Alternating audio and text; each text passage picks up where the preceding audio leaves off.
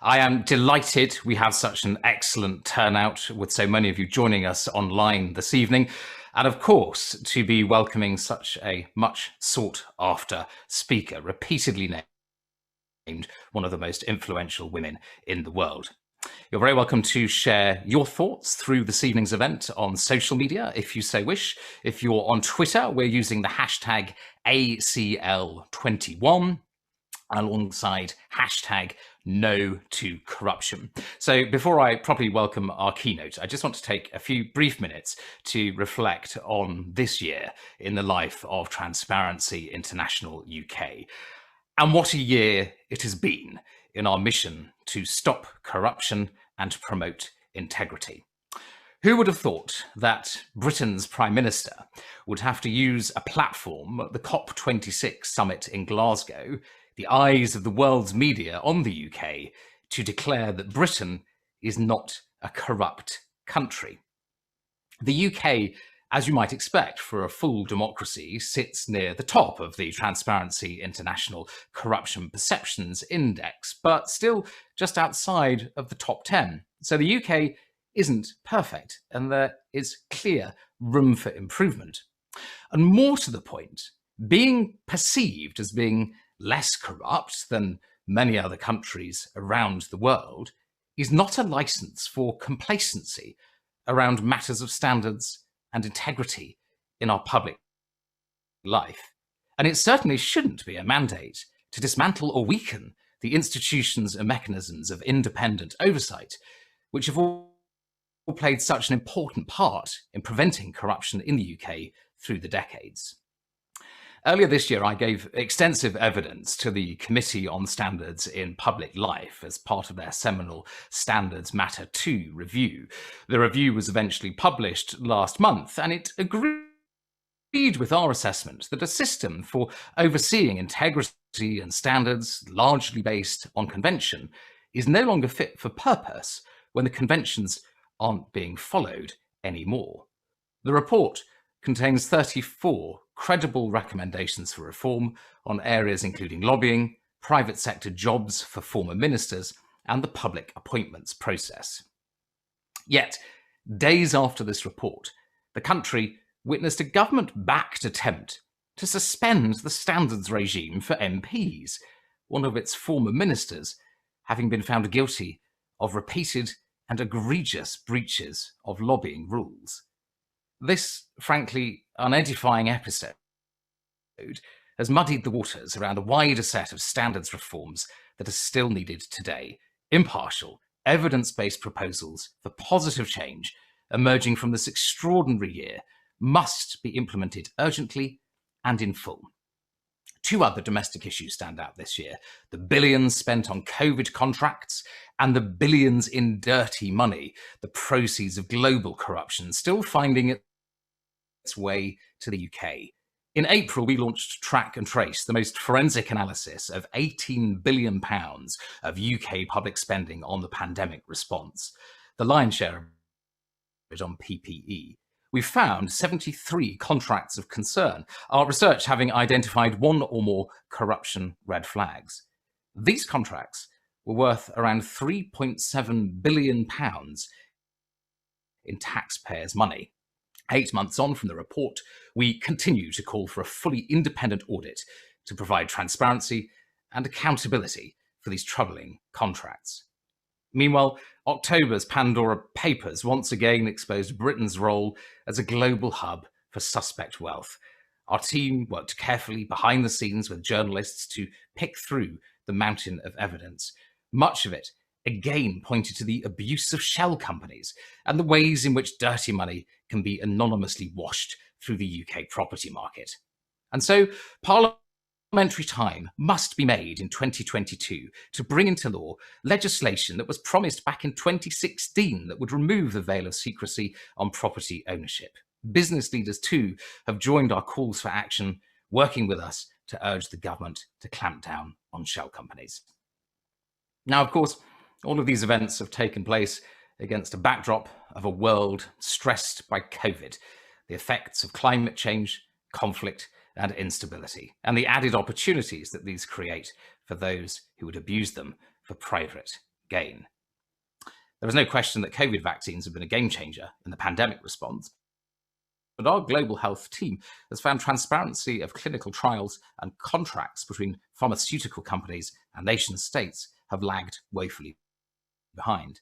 And our just published Government Defence Integrity Index reveals that 62% of countries are at a high risk of defence and security corruption, particularly when it comes to military operations.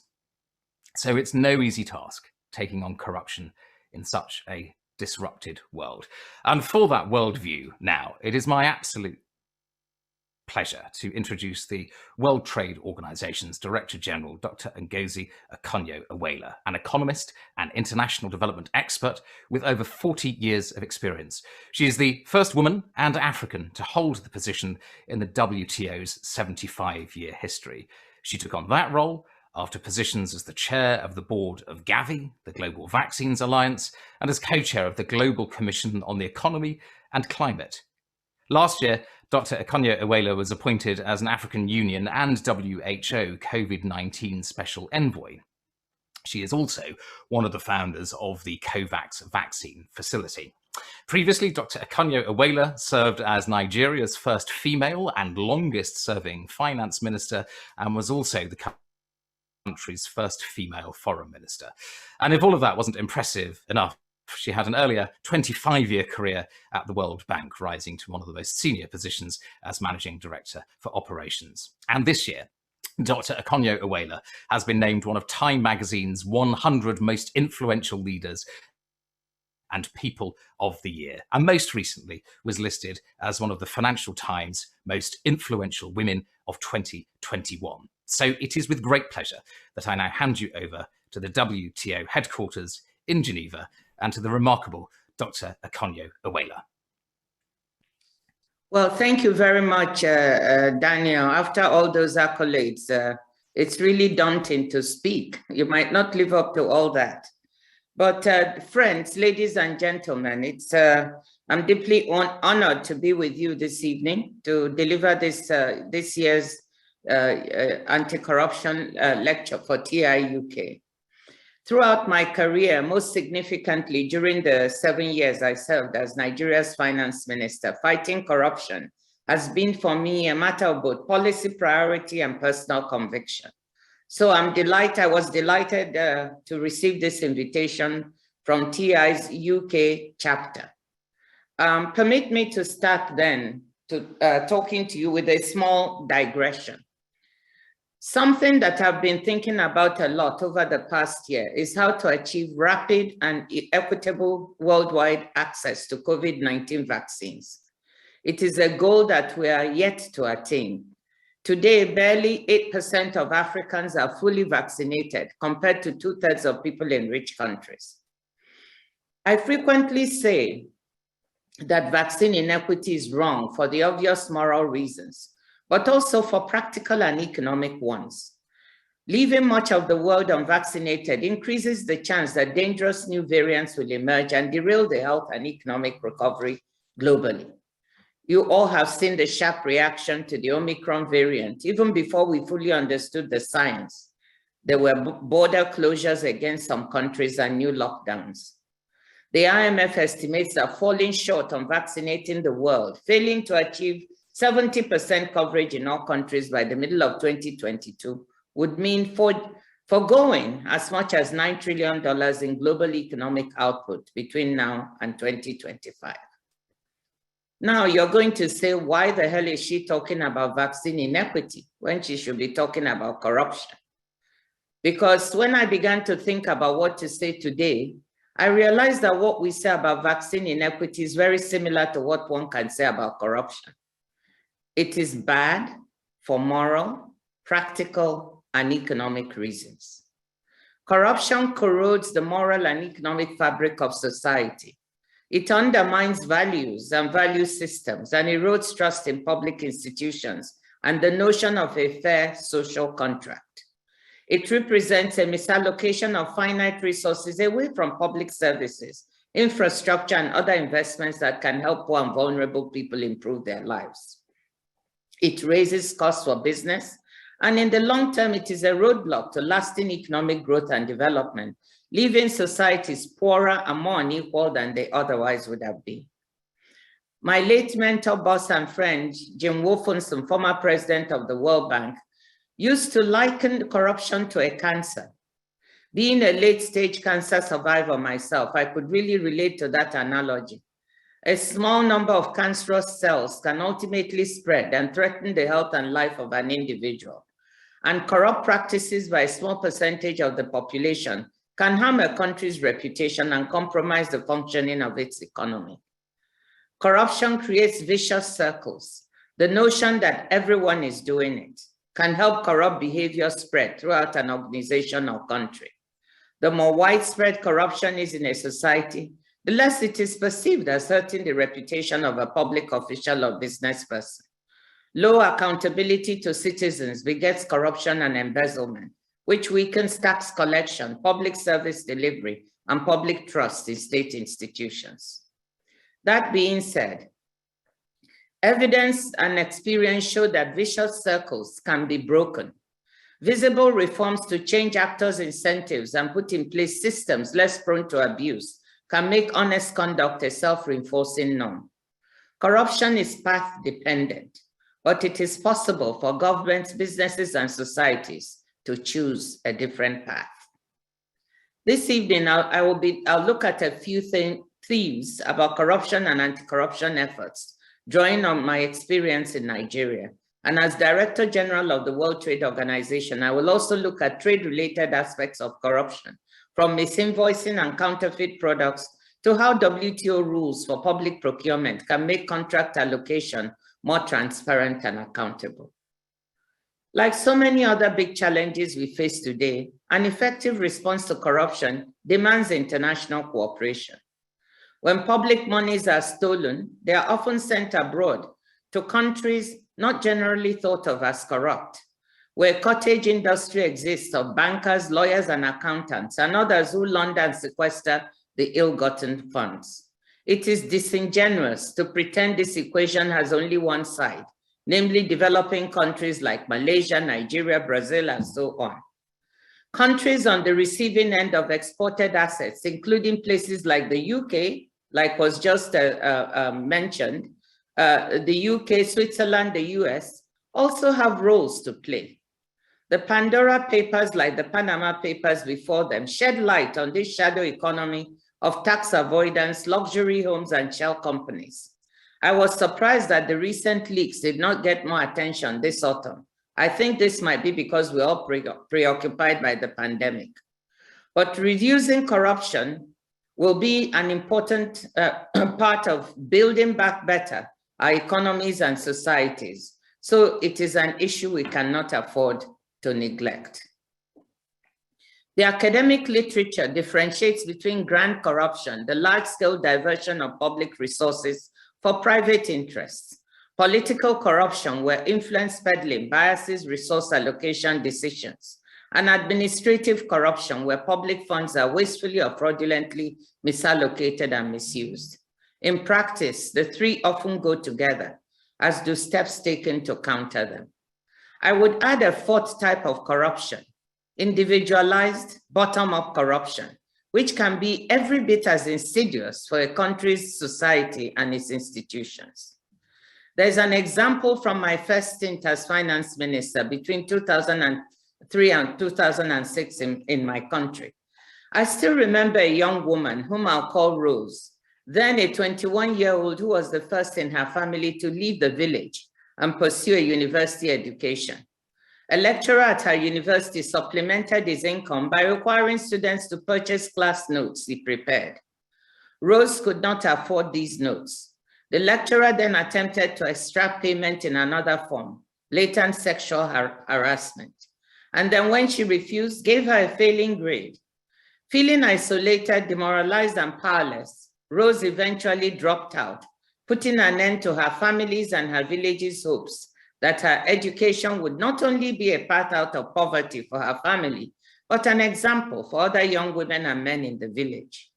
I learned that such demands for extra payment were by no means isolated in the education and health sectors. I'm happy to say that such incidents are no longer being swept under the rug in my country as they used to be, and perpetrators are now being exposed and held accountable, even prosecuted. Turning back to grand corruption, the most egregious instances in Nigeria's history came, of course, under the military rule of General Sani Abacha from 1993 to 1998. I have described this in my book, Reforming the Unreformable, Lessons from Nigeria. During those years, he and his family and their associates looted and sent abroad Nigerian public assets worth billions of dollars. Unbelievably, truckloads of foreign currency were literally carted away from the Central Bank of Nigeria and directed to foreign bank accounts. Contracts for public health programs were inflated far beyond their real value and the difference skimmed off, instead of going to protect the health and lives of Nigerians. The upper end of the estimates of this looting it was as much as $5 billion. And even a decade later, more than the annual federal health and education budgets combined. Growth and poverty reduction stand little chance against corruption on so great a scale. There is a coda to this story. Following Abacha's death in 1998, it took a 7-year battle for lawyers working on behalf of the Nigerian government to convince authorities in Switzerland that money parked in their banks there should be recognized as proceeds of a criminal enterprise and returned to the Nigerian government. In 2005 and 2006, President Obasanjo's government, in which I served as finance minister, worked with the Swiss government to eventually repatriate to Nigeria $500 million traced to Swiss banks. I can tell you that despite UN, the United Nations, OECD, and other anti-corruption conventions to which most developed countries are signatories, recovering these monies back in the early to mid-2000s, and even now, was and remains a very difficult task. National legislation, very conveniently, I must say, made it almost impossible to pry these corruptly stolen funds loose and send them back to countries where they belong. To ensure proper allocation and accountability for the repatriated funds from Switzerland, the monies we got went to the federal budget and to capital projects with monitoring from Nigerian and Swiss NGOs. One of the worries of governments repatriating funds, and quite rightly so, is to ensure that the monies returned are not misappropriated all over again. Hence the trouble we took to foster transparency in the use of the funds through monitoring by both local and foreign NGOs. This experience with recovering corruptly stolen funds led me to start in 2006-2007 the Stolen Asset Recovery or STAR initiative at the World Bank to assist countries impacted by this type of grand corruption to recover their assets with support and monitoring by the World Bank. Over the next 15 years, hundreds of millions of dollars more were repatriated to Nigeria from Liechtenstein, Jersey, Switzerland, and the United States. It's not over yet, as more assets are being identified for repatriation to the country. The UK is often seen as one of those countries on the demand side of stolen assets supplied by corrupt individuals from developing countries. And again, we just heard about it. It has not always been easy to recover stolen assets from the UK. Nigeria has had a bit of luck in the past, but only for recovering tens of millions of dollars, not billions. Though transparency and cooperation for UK authorities have improved there's still a long way to go to provide more visibility on stolen assets in the UK. Real estate and other immovable assets belonging to corrupt government officials have not been as easy to trace, seize, and return as one would like. Recent initiatives like the proposed register of foreign beneficial owners of UK property are a move in the right direction. I would say the same for this new move by President Biden that Sally talked about for a strategy on corruption, and the report in the Financial Times last week that the administration is contemplating new regulations that would expand reporting requirements for all cash purchases of residential real estate in the US, on the grounds that such transactions are often run through shell companies and used to launder money. My question to you as TI UK is, what are you doing to get the UK government to be more active and forthright in handing over immovable assets purchased with corrupt money to those countries from which the monies were looted? Second, why does TI not have a ranking for governments receiving looted funds or stolen assets? The debate on corruption tends to focus on developing countries, and it is true that the countries at the very top of the Transparency International's corruption perception index, are advanced economies, whilst those at the bottom are typically low and middle income countries. But this is not because citizens of developed countries are more honest and upstanding than their counterparts in developing countries. It is because most developed countries have over time built stronger institutions and systems designed to better withstand corruption and actually hold perpetrators accountable. These are the kinds of systems that my economic team and I work to build in Nigeria. For example, under Nigeria's decentralized federal structure, nearly half of the country's revenues are disbursed through the federal government to the 36 states and 774 local governments to provide basic education, health services, and local infrastructure. But the federal government was often wrongly accused of not disbursing such state and local government funds. This happened when teachers were not paid or local roads not repaired, because state and local government resources for this had been corruptly diverted by officials at that level. They would make the federal government the scapegoat to divert attention from themselves. To counter this, we started publishing in local newspapers and online the monthly allocations to federal, state, and local governments. This brought transparency to people. It brought information with which to hold their leaders accountable. They could now place the blame where it belonged for unpaid teachers, empty rural clinics, and poor local roads. This information during the time I was finance minister, was so popular that we ended up publishing the state allocation figures in booklets, and they flew off the shelves as fast as we could print them. I termed them the most boring bestsellers ever. Perhaps even more boring, but every bit as important, were the various systems we introduced to automate and manage federal government expenditures. The Government Integrated Financial Management Information System, GIFMIS. The Integrated Personnel and Payroll Management System, IPIS, and the Treasury Single Account, TSA. Just hearing these acronyms is enough to make your eyes glaze over, I'm sure. But they were critical systems for a more transparent management of government accounts. Also for limiting corruption, exposing tens of thousands of ghost workers on government payrolls, and making it easier to track public expenditures to ensure they were leading to results. We saved just over $1 billion for government coffers by weeding out ghost workers who became ghost pensioners from the payroll. Let me now turn to contemporary problems of illicit trade, where better systems and institutions, this time at the international level, will also be critical for addressing the problem of corruption in the trading system. Illicit trade refers to cross-border trade in goods or services that are themselves illegal, narcotics, endangered wildlife, stolen natural resources, or cultural artifacts, counterfeit or pirated products, products that are being traded by illegal means, or for instance, by misclassification for tariff purposes, by underreporting of unit prices, or by under-declaration of product quantities.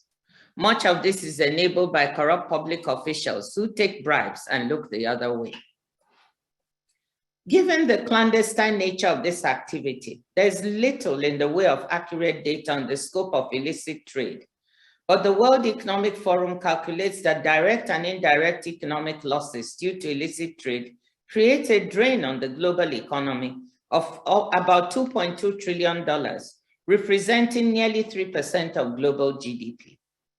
Global trade in counterfeit and pirated goods alone has been estimated by the OECD at about $500 million, around 3.3% of world trade.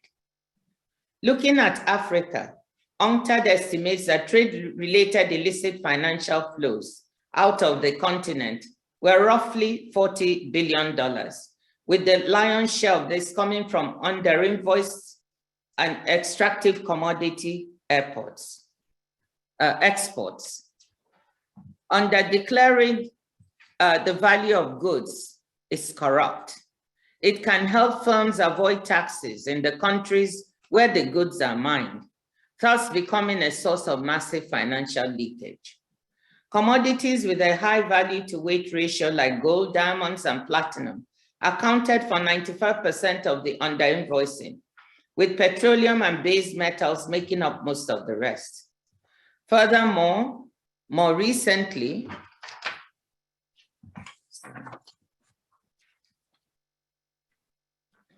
just give me a minute, please. Furthermore, more recently, according to the Economic Development in Africa Report 2020 by the UN Conference on Trade and Development, UNCTAD, Africa loses about $88.6 billion, 3.7% of its gross domestic product annually in illicit financial flows. A significant amount of this attributable to illicit trade. This amount is half of Africa's annual SDG financing gap, itself estimated at $200 billion. Illicit trade denies governments revenue, weakens the legitimacy of global governance institutions, distorts competition among businesses, and encourages deforestation, biodiversity loss, and other kinds of environmental degradation. It can also be a direct threat to people's health and well-being. Take the issue of illicit trade in medicines.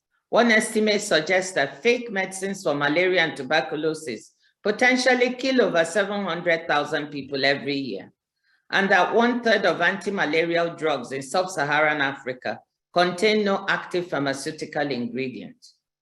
Illicit trade in live animals, often by means of misclassification or underpricing an imported species, hurts animal health and is also associated with zoonotic diseases in humans.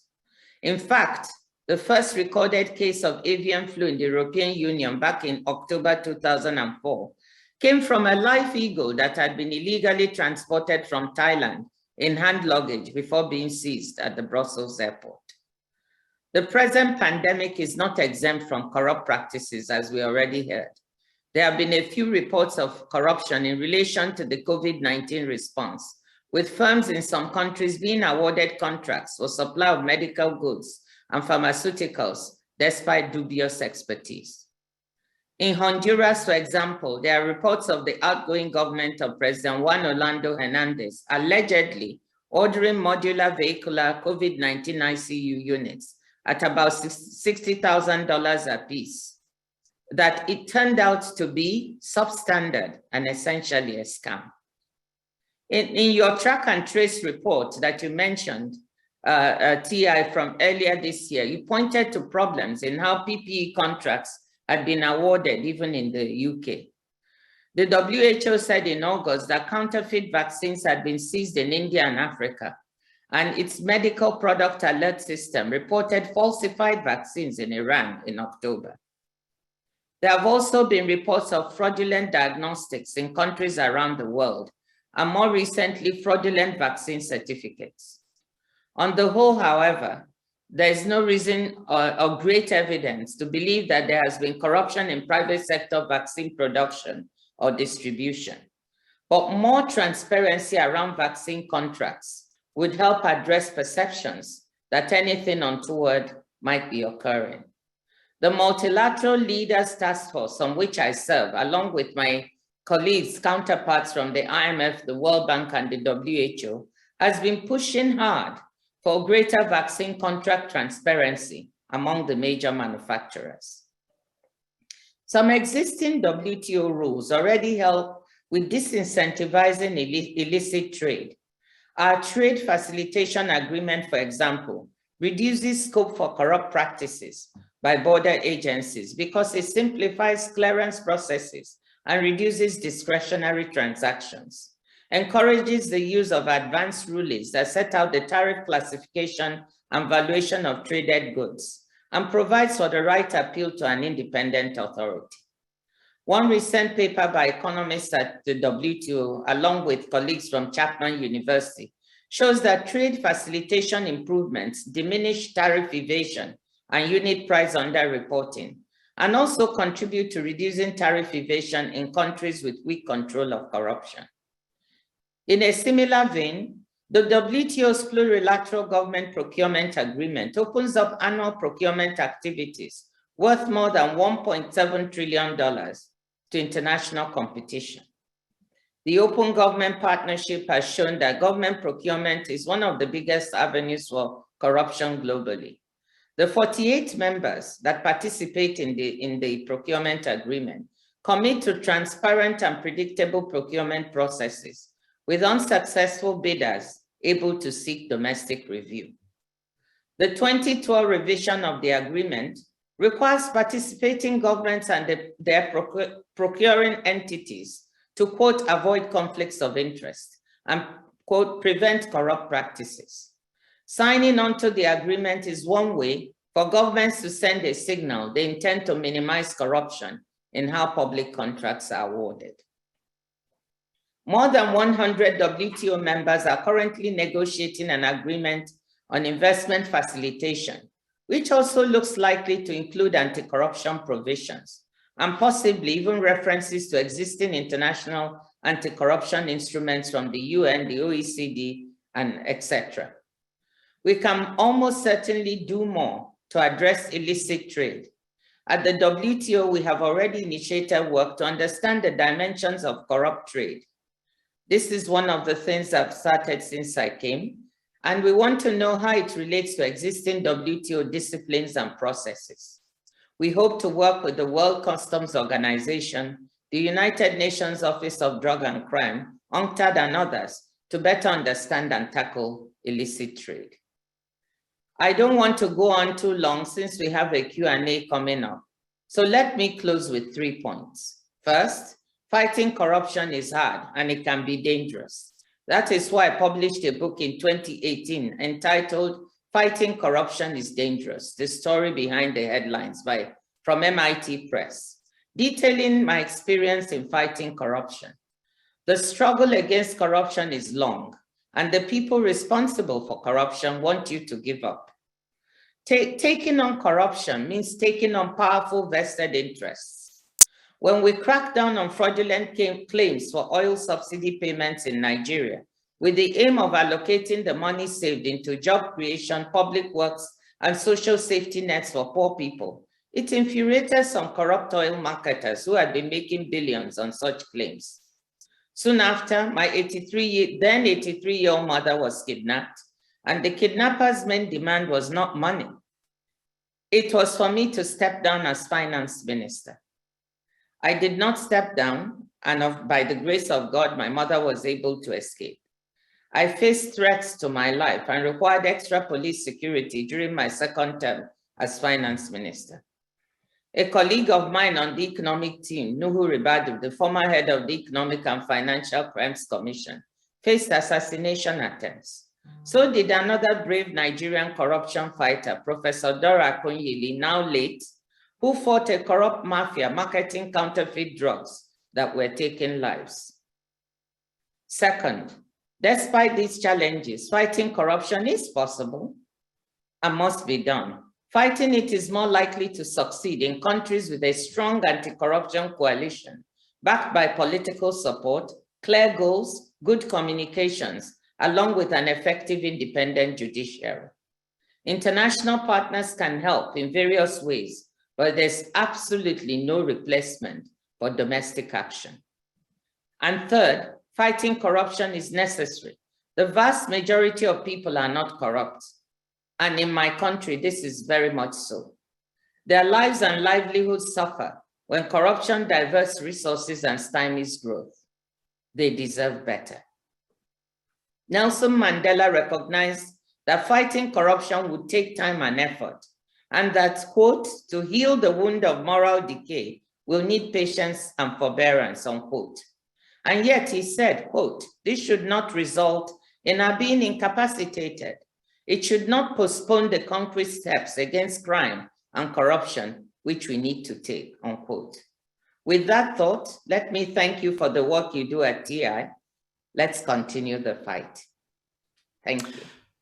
Dr. Akonyo-Iweala, thank you so much for your thought-provoking and indeed challenging words, and once again for being so generous with your time this evening. So we're going to turn to some questions which will collate from the audience in a moment in the time that we have remaining. And I've got an opening question that I would like to put to you, but I would like to respect the fact that you asked me a couple of questions in your address, and I will give you a couple of brief answers about the role of Transparency International when it comes to illicit finance in the UK. And you're absolutely right that the Corruption Perception Index is a measure of perceptions of corruption in the public sector of countries around the world. And so we at Transparency International UK thought it was very important to measure the other side of the coin. And a couple of years ago, we conducted a piece of research called At Your Service, where we analysed 400 well-known global corruption cases involving £325 billion of suspect wealth that was flowing through the UK economy, and astonishingly found 600 UK companies and institutions that had had a role. And what was striking is it wasn't just the sectors that you've talked about, but it was higher education, private education, interior designers, architects, and demonstrating that the corrupt from around the world increasingly seek creative ways to hide their money here. And we, again, think that is why it is so important that the British government brings forward legislation on transparency of overseas property ownership, which is so often one of those routes. And you're right that, you know, the money can get tied up in bricks and mortar. And at Transparency International UK, we played a key role in securing the introduction of the Unexplained Wealth Order for law enforcement in the UK. We would like to see this used more, and we would like to see more resource for our law enforcement and our regulators to be able to use these instruments to crack down on the billions which we suspect is hidden in UK property. So we still have a mountain to climb on this issue.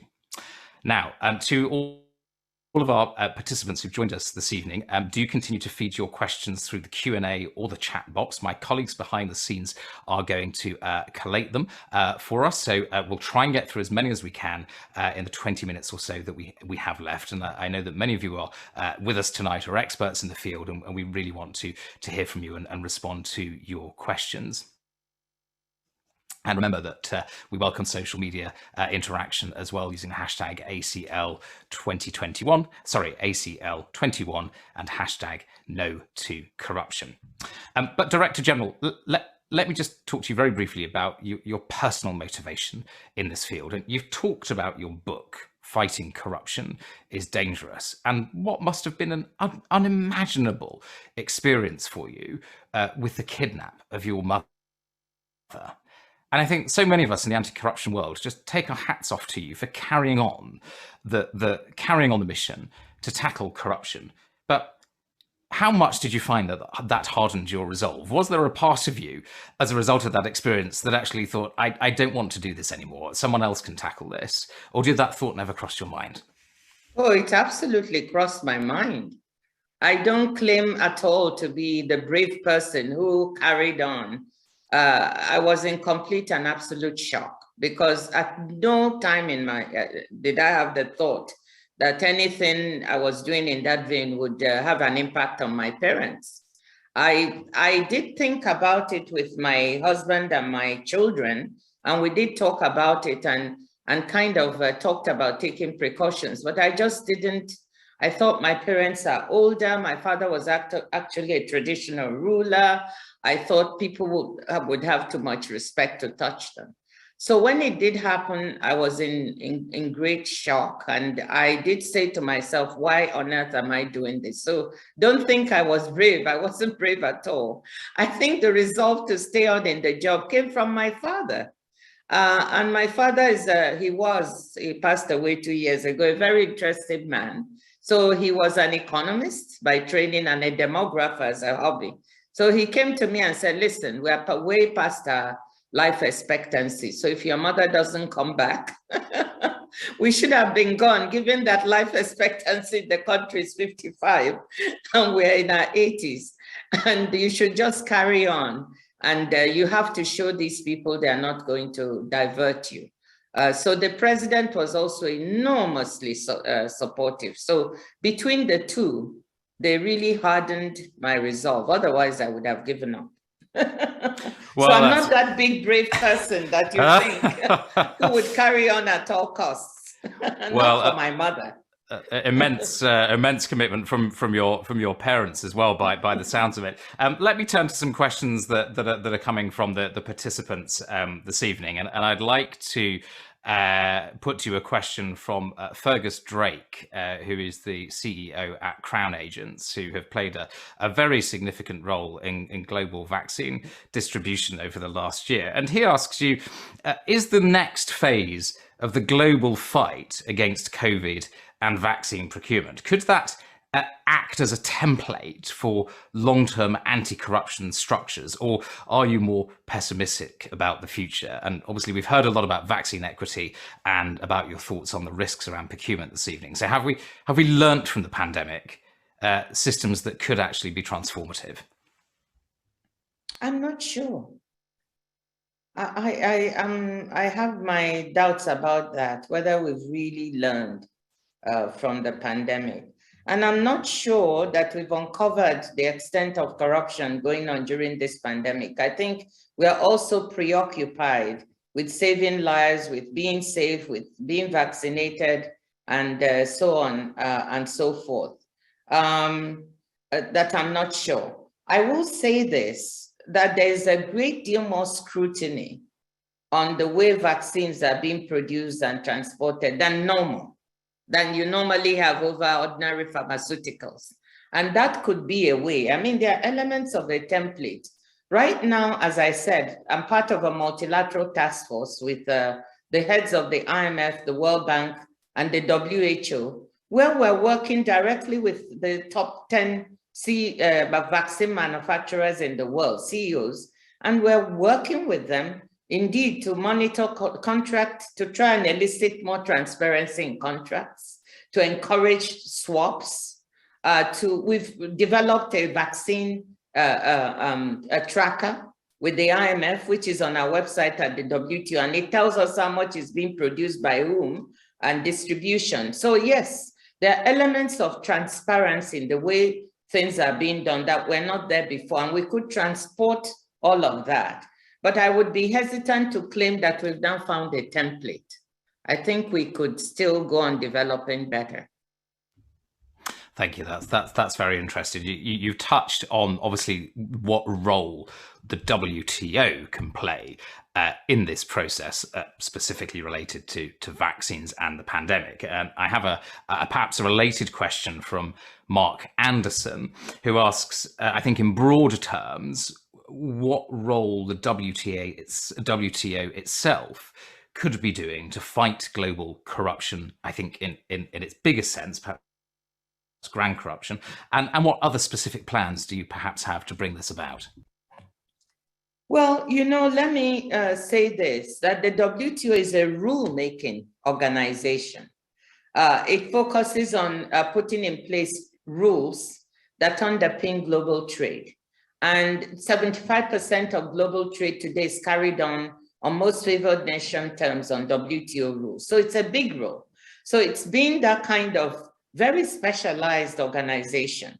And so bringing in this, but the realization that whilst we're making rules, we could also be really finding out what's happening through illicit trade is something that is very interesting to me. And we've started work on that. So I think, one, to shed light on what is, how trade is being used in a perverse and adverse fashion, and what is the extent of this? And to get at it, we would need to work with two sister organizations, the World Customs Organization and also the UNODC. And both of them already reached out to me and said, let's collaborate. So I hope what we can do about it is to get better numbers, better feel for where it's happening. And once you have that information, it's actually easier to track and to know the extent of the economics of illegal trade. I'm really interested in. Then you have UNODC that has the instruments to follow through.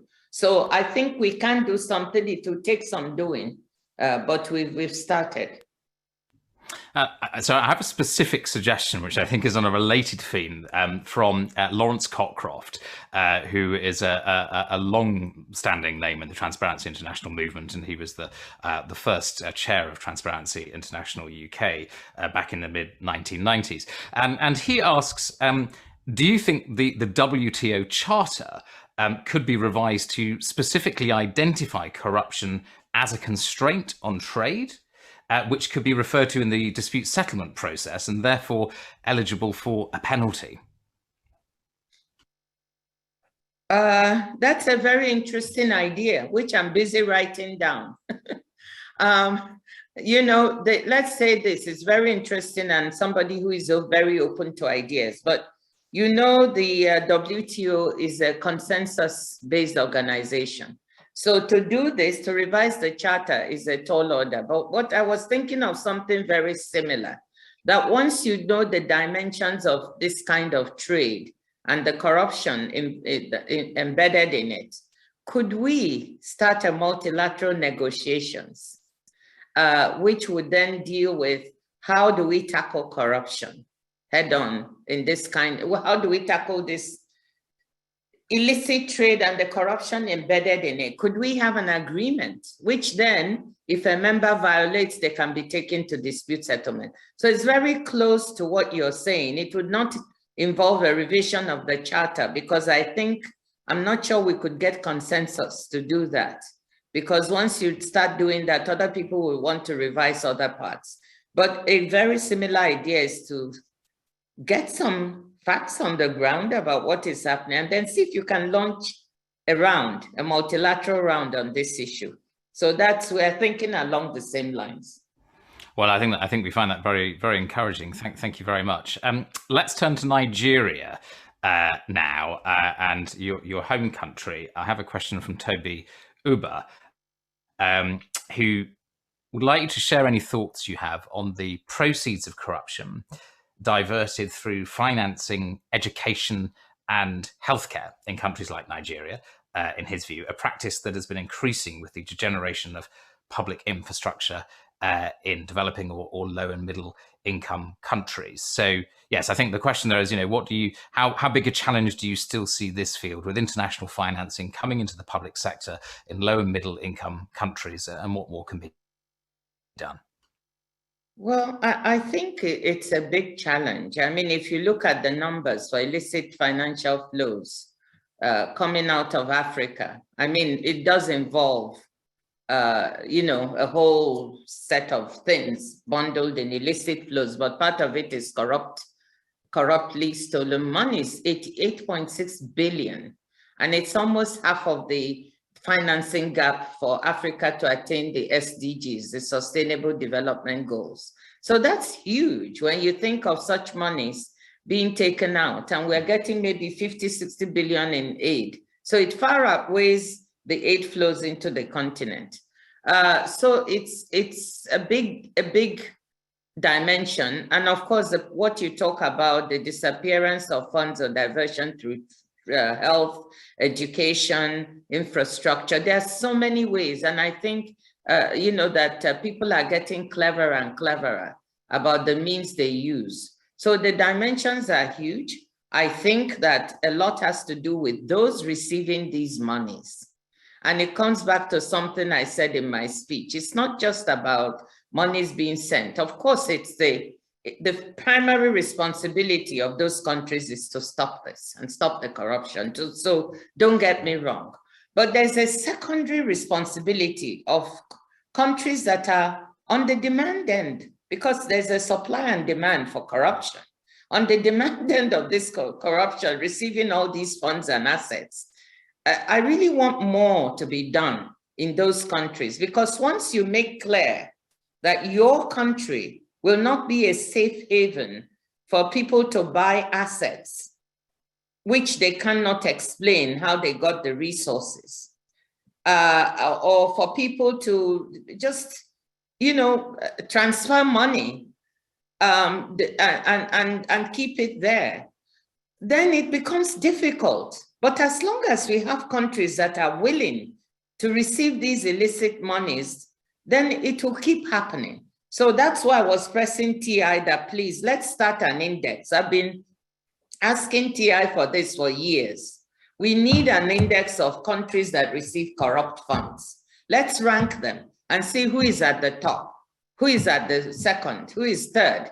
You know, that will help us get a control of this, because I'm sure no country will want to be listed like that.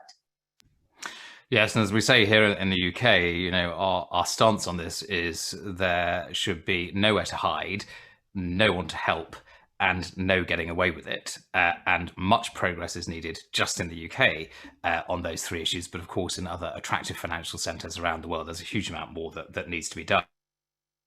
Can I talk to you about, as I'm aware we need to come to a close in a minute, but just your thoughts on asset recovery, because of course this is another part of the journey, isn't it, of the money, both, you know, the countries from which assets are stolen, countries like the UK that have a problem with that dirty money that they need to tackle. But James Ford, one of our participants, asks, you've made reference to your remarks to the challenges of asset recovery. Do you see any particular role for NGOs, civil society, investigative journalists, parliamentarians, or other private parties? What role do you see them perhaps playing in supporting asset recovery or calling out corruption, perhaps through civil litigation against corrupt companies? So a sort of cross-sectoral approach to drive the focus and success with asset recovery. I see a huge role for both civil society, for lawyers and so on. I mean, asset recovery is so difficult. The first place to start is the domestic laws and legislation. Because if all these developed countries have signed all kinds of anti-corruption conventions and laws from the UN, OECD, you name it. But what happens is you have to domesticate those conventions by making law in your own country. And if you look at some of the laws that are made, they are not actually very helpful. You know, sometimes I think they've improved over time. I must say that in my 2 decades or so of working in this area and trying to you know, recover assets and do other things, things have improved. And, you know, I must say thank you to TI, because I think much as I demand more from them, their pushing has also helped on this. But if you look at legislation, there's still a lot wanting. It's designed not to allow assets to be recovered, if I may be that blunt. So that's where we start. I think NGOs in this field don't only focus on developing countries and how corrupt they are. That's the song I hear every day. I don't hear the song as much of, oh, look at this country. You know, they look at the legislation. It doesn't even allow you to easily return monies when they are recovered. So those monies keep staying in the accounts of those countries, and then the banks, you know, they're making money off of it, they're investing it, when it could be sent back home to finance the health and education budgets and so on, and build needed infrastructure. So that's the first place to start. Start with your government, look at your legislation, go to parliament, lobby that things will be made easier. Then look at, I think real estate is really a key. There's a huge amount in the UK, in France, in Switzerland, in all these countries. And not very much is being done about it till today. People don't ask questions, so NGOs can ask questions. I remember once seeing a picture of, I don't know, on the news, some NGOs in the UK riding around from one property to the other that they thought was corruptly acquired. And I had never seen that. I just thought that was marvelous. Somehow they had gotten hold of these properties and they went to their bus and they were riding from one to the other, pointing them out. So there's a lot that you can do with civil society can do, the legal profession can do a lot. And then, you know, you should challenge lawyers to stop all this helping tax evasion and shell companies. Why don't we outlaw shell companies? If you want to put money or assets somewhere, put it under your name. Why do you create a shell company and hide all these things? So there's a lot to be done, and you can do it. Absolutely. I mean, this is entirely the challenge. Corruption is a problem that knows no borders, and every country and every government needs to play its part, does it not? I believe colleagues of mine have also enjoyed taxi rides with journalists around London to point out properties that we have established there are questions over the source of their wealth. Maybe the bus tours and the taxi rides should become a permanent fixture to draw sustained attention to this issue. Who knows? But it is absolutely enormous. You're entirely correct, of course. Director General, I must be respectful of your time this evening, and we're at 5:30 the hour. But if you have a few more moments, I just wondered if you would maybe share with us your hopes and aspirations for 2022. Here we are still in the midst of this global pandemic and acute global concern over the latest COVID variant. We've talked for the last hour about the pernicious threat of corruption and how much more needs to be done on that front, and how it could be, efforts there could be thwarted by the global attention on the pandemic. So what are your hopes and aspirations for 2022 against this challenging backdrop? I must say I am preoccupied with the pandemic, and my hopes and aspirations are very clear. I want to get rid of vaccine inequity. I just think it's unconscionable that on my continent, only 8% of people are vaccinated, and in the rich countries, it's 66%.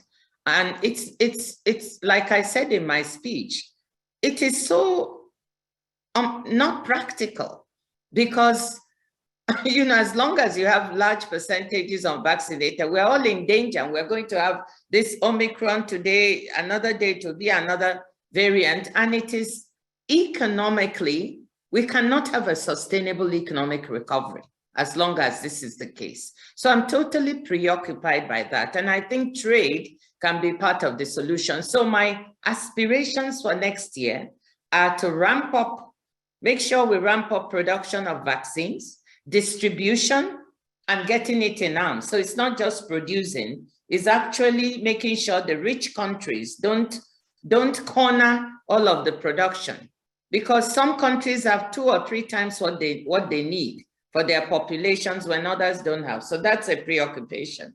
How do we get more equal distribution? And then once we get to the countries, let's also not pretend that everything is great.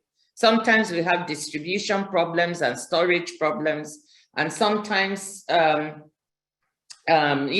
getting, as they say, jabs in arms is not easy everywhere, but that is not the real problem. The real problem is getting supplies. So that's my preoccupation. If we could solve that problem next year, then it would mean that we could get back to a semi-normal life, and we could get back to a sustainable economic recovery, to education. And in many countries, girls are dropping out, many poor countries. So this thing has ramifications beyond what we even think.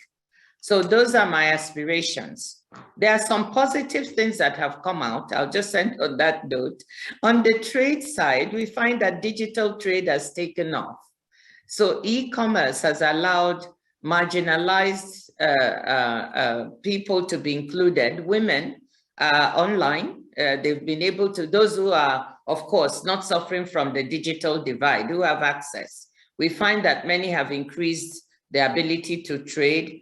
Small, medium-sized businesses have also done that. And that has shown us here at the WTO that we must hasten our work on e-commerce and digital trade, because right now there are no rules underpinning digital trade. So I'm very proud to say that 86 members here are negotiating rules, and hopefully many more of them will join that will underpin digital trade and help us for the future. My aspiration for that is that we get it done next year. But let me end. Part of the vaccine thing is we're negotiating intellectual property rights here. I think everybody has heard that over 100 developing countries asked for a waiver of intellectual property rights so that we can manufacture. That will help us towards manufacturing in developing countries. One of my aspirations is as quickly as possible, as early as possible next year, for us to get a solution to this, a good compromise. So you can see I have many aspirations, but they're all around lives and making things better and getting rid of this pandemic, or at least being able to manage it. Well, Dr. Akonyo Iweala, thank you so much for joining us this evening and giving us such a whistle-stop tour of all of the issues that you're focused on and what an impact you're clearly having at the WTO after a relatively short time in post. And we thank you for your encouragement and challenge of our mission. So I must bring this event to a close now. My apologies to participants whose questions we didn't quite get around to, but once again, I encourage you to continue the conversation on social media with the hashtag ACL21 and hashtag No to Corruption.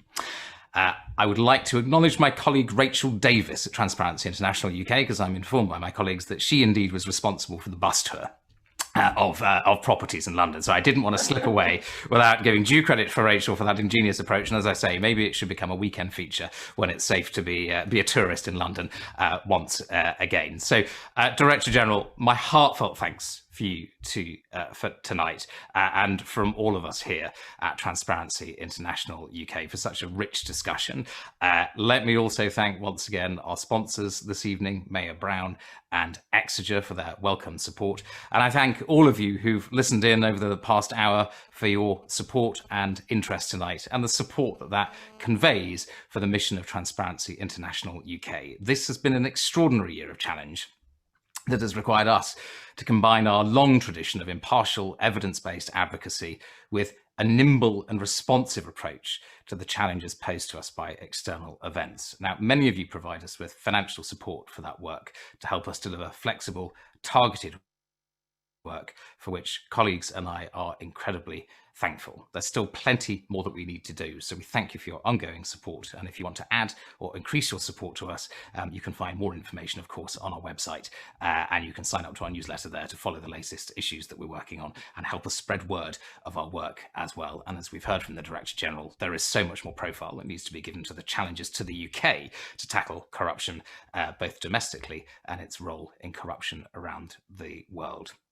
So once again, my very sincere thanks to everyone involved this evening, Director General Dr. Ngozi Okonjo-Iweala and your colleagues in Geneva who've worked very hard with us over the last few weeks to prepare for this evening. So our thanks to them, our thanks to you, and from all of us at Transparency International UK, we wish you a safe and peaceful winter holiday. Those of you who have the luxury of having one, a safe and peaceful winter holiday season and a corruption-free 2022.